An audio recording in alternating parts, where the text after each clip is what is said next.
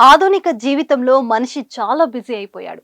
తీరిక లేకుండా గడుపుతున్నాడు. కొన్నిసార్లు ఫోన్ ఎత్తడానికి కూడా సమయం ఉండదు. అలాంటి సమయంలో ఏదో ఒక కాల్ వచ్చి అంతరాయం కలిగిస్తూ ఉంటుంది.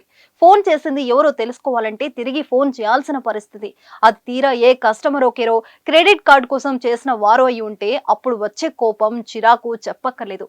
వాటి బాధ నుంచి తప్పించుకోవడానికి చాలా మంది ట్రూ కాలర్స్ వంటి యాప్లను వాడుతున్నారు.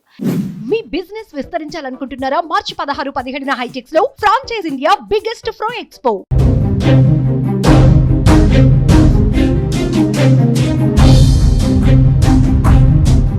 ఇకపై ట్రూ కాలర్ అవసరం లేకుండానే ఫోన్ చేసేది ఎవరో యూజర్లకు తెలిసేలా చేయాలని టెలికాం ఆపరేటర్లకు ట్రాయ్ ప్రతినిధులు చేసింది.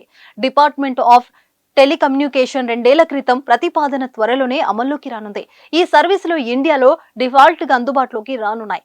సిమ్ కార్డు తీసుకున్నప్పుడు నమోదు చేసుకున్న పేరు కాల్ చేసేటప్పుడు స్క్రీన్ పై డిస్ప్లే అవుతుంది. యూజర్ కు ఒకే అయితేనే ఈ ఫీచర్ పనిచేస్తుంది.